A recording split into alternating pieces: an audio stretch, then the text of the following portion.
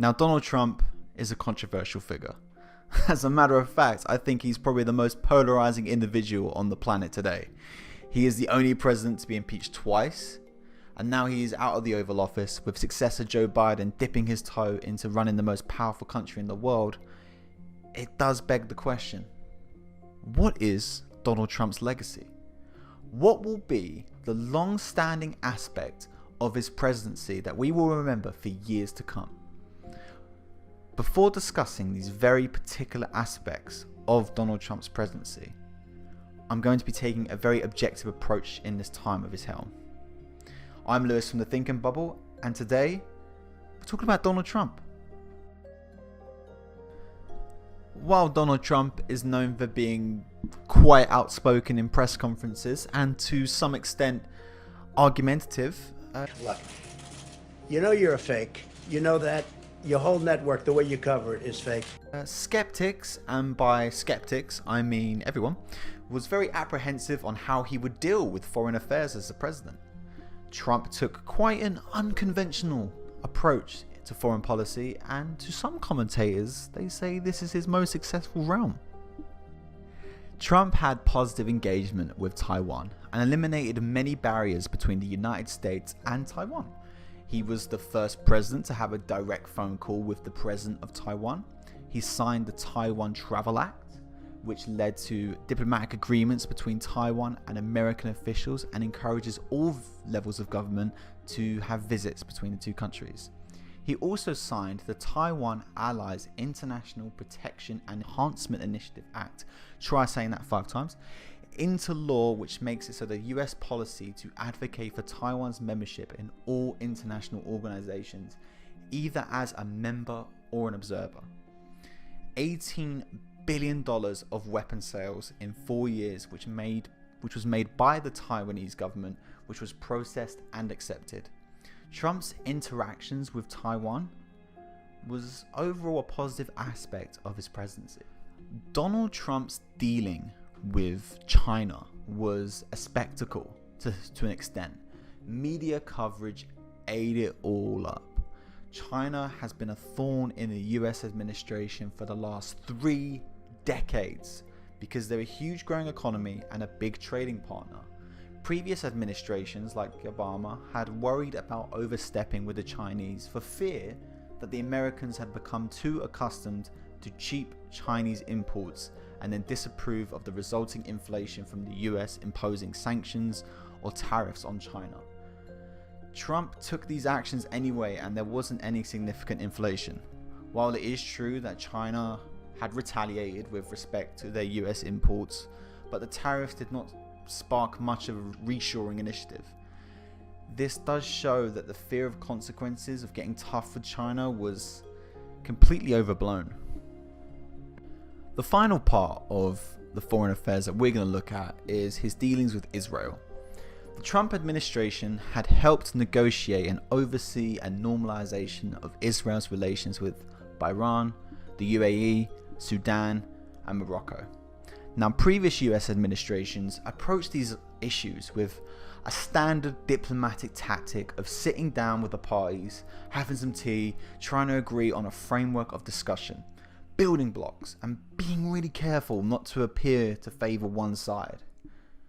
Trump, on the other hand, he took that approach, scrunched up into a ball, and threw it out the window. He did this by clearly saying that he is taking Israel's side and came with the attitude of "take it or leave it." Surprisingly, it worked. The First Step Act is a success. Now, obviously, the credit doesn't just go to Donald Trump, but he did sign it into law, and it did provide positive coverage. If you're unaware of what this First Step Act does, it is designed to provide programs to help reduce the risk that prisoners will reoffend upon their release. It may not be perfect, but it's a great step in the right direction. Now, this is what I personally believe will be Donald Trump's everlasting legacy from the Oval Office, but as I said earlier, I'll be taking an objective approach. This will most likely leave the impact that will be hard to top.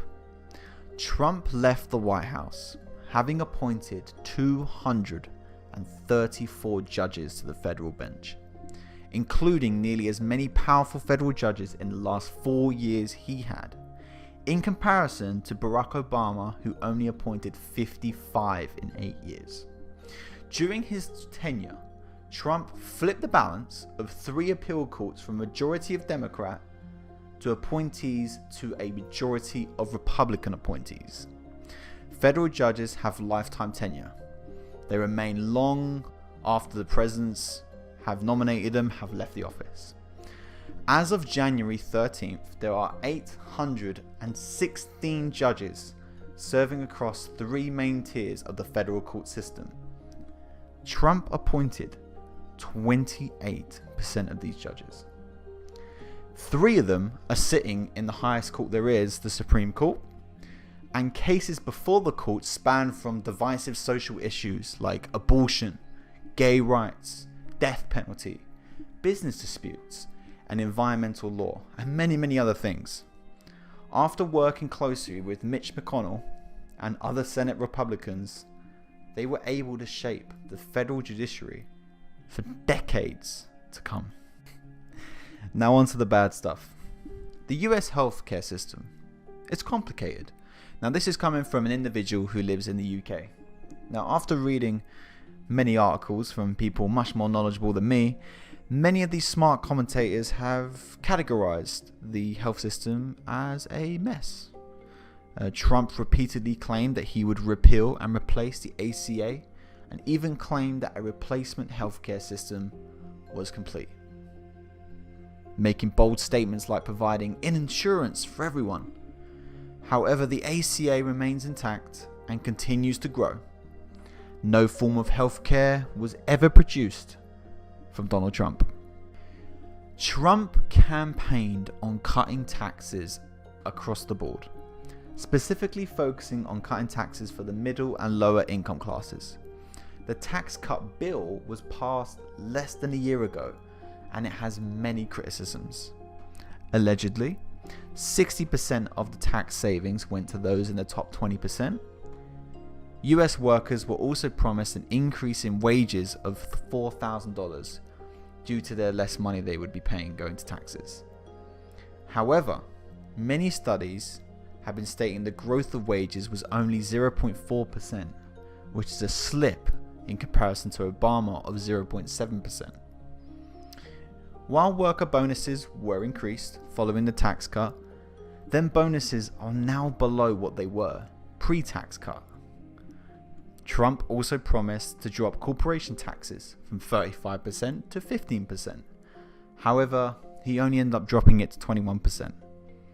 In addition, the tax cuts didn't change much in terms of economy growth. In comparison to Obama, the differences are non-identical. The growth numbers indicate they grew at the same rate. Some would even argue that Trump's legacy is that he has damaged democracy in its entirety.